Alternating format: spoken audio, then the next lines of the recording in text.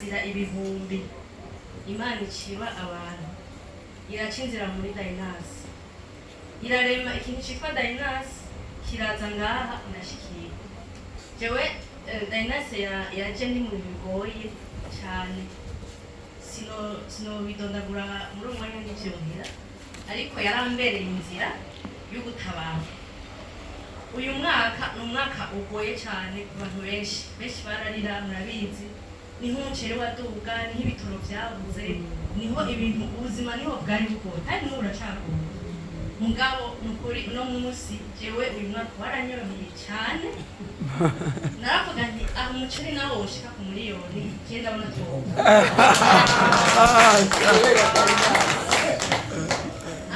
naho igitoro cobura ntihabura taxi wane ngaho naho bovuga bati ni ibihumbi 10 je ndabona sinohagarara ndashobora kujyayo. Rero ndashimira Imana kubw'ivyo kandi nkuko sewe yandarabivuga nanje naraja mu kibanza kubera umuntu aba yarabaye mu bintu bigoye akibukunda amerewe nabi. Ivyo Imana ibifashije ndavyibuka. Ikindi kintu nshimira Imana yakivuze sewe nariko ndiyumvira mbe bashaka bayibagira kuturi indege nukuri nivyo mwarabibonye twarayuriye ariko Imana yadukoreye ibintu bikomeye cyane mu nzira. Jewe nabonye harageze igihe numva inspiration muri jewe Imana ndayita nyamwambarizwa mu gahinga, twarayambarije muri ako gahinga abantu b'Imana iranyaruka. Twe twarahuye n'ibibazo mu nzira tutobabwira ngo munavyumve, twebwe tuba twaragarukiye ahantu hitwa Isirari hageze abantu twajanye. Iyo Imana iyo tutagira ukwizera ntitwari kugarukira hayi. Twarahuye n'umuntu araducize intege ati aha vrema mwebwe murakomeye cyane murasa, tubona turarenza Isirari turashika muri Kenya dusanga nukuri bashi sinzi ukuntu bivuga kuronka gusaba visa uno munsi aka kanya mu masaha 5 bacuyironka. Nibaza n'abazungu baracazengera mu mutwe. Ubundi ngira muri histoire y'isi gusaba visa uno munsi ugacuyironka ubwo nyene ntikibaho. Jewe harageze igihe ngira ngo kugira abaturondere ni hoteli ikomeye muri Malaysia afite aba bantu bashobora gusaba visa uyu munsi bagaca bayikora abantu ico caranje ari twagenda turasenga. Mama Patrice karakunda kuvuga ati aha jewe rero ndiko nzunguruka mu gacerere twarasenga hajya abantu b'Imana twarabwira Imana ntituva ngaha muri iyi ambasade ya Malaysia tutarose visa bega twosubira hariya tugarukiye ngaha tutagiye muri Malaysia. Imana iranyaruka. Hari igihe wambaza Imana ubonye ukazibona iraje ariko byose byavanye no kwizera Imana. Bantu b'Imana Imana irakora mu kwizera. Burya twaragiye kuri aeroport visa zacu zitarabapruve turagirisha ibintu byose mugabo bitarakora. Iyo duciye rero batuti rero basha zitarabapruve tugombe twijyane n'ibintu biranze ariko twaragiye nukuri twarabonye Imana imbona nkubone muri urwo rugendo. Jewe sinovuga byinshi mumbabarira. Hari umuntu yaraheruka kuncokoza amajambo hajya kuri ihenurira indege.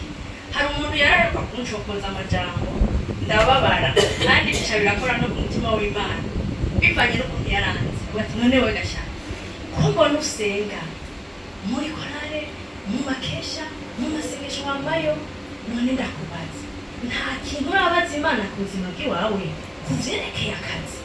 Erega none iyo Mana usenga nta kizira kubwira ku bintu vyerekeye iby'iwawe. Abo bana uriko uravyara umugabo wawe rega tuteba aruhi ananirwa, none iyo Mana usenga wewe erega abantu basenga Imana irababwira ku bintu vyabo. Urabona none abo muri kumwe nta kazi barose. Erega hari igihe wosanga uri kwihenda ukwikira abandi ngo uja gusenga ye ndavuga ni Mana kandi kadavuga ntigira Mana n'ivyo hajyaga n'amasenga burya kagira n'ivyo bashengera sisenga neza kweri ariko nukuri naho Imana itarampa akazi k'ivyo n'ibi ariko nukurirangira neza irawe yarampaye uruvyaro, irawe yarampaye umugabo mwiza nta makofa nkubita ni umunyamahoro. Ivyo mbwira ntari yabambwira ati nukuri igihe cawe kizogera Imana izotugirira neza. Ntarigera mbwira ngo ntaco umaze uri uwo kuvyara gusa.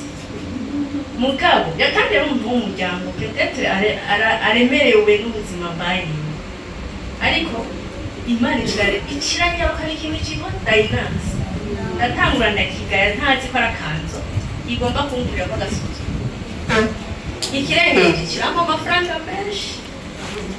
menshi ahamutse menshi wowe uvyumva ushaka genda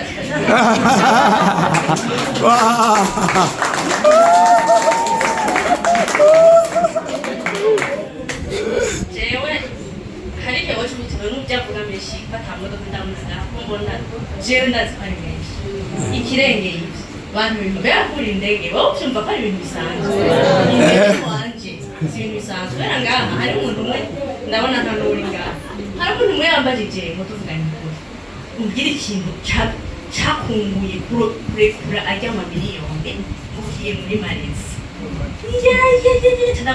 subira mu mutwe ntacyo byanyenguye kurira indege byonyine kuyegera gutya nkayibonyuramo nkurira ikagira ngo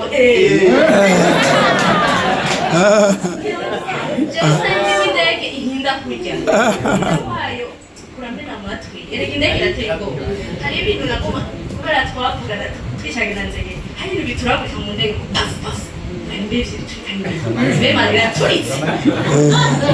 ndiyumvira nti mbega indege ko mbona tugize gutya kandi iri mu kirere atakino gigiyemo ubwo ntitugira duhore ntaca ntabaza mama yo babana banashobora kwimvanga babana gama aha jewe ndiko ndavuga Imana muri dayinasi nukuri twarabonye Imana uwo muntu naramubwiye mbere uraza abantu maze kwinjiza ntahamagaye kandi binjiriye ku mayerite bamwe bamwe kubera babonye nagiye mu ndege gusa ubu nta nguvu nyinshi ngishyiramo bagati wewe waragiye muri Malezi no kwishaka wewe unyinjize hariho n'umuntu yaje ambwira ati wewe hariho umuntu yatwinjiza mugabo atashaka unshirire ko umuntu aci wawe kubera wowe ndabona urabimenye kandi umaze kuja muri Malezi nta no gusubirayo mu mezi make nzosubirayo rero umuntu azi ko atakintu byaba byaramarije ndakizi zijya miliyoni ndamaze kuzirenza inshuro kuva mvuyeyo zijya natanze kwitiki rero ndashima Imana vraiment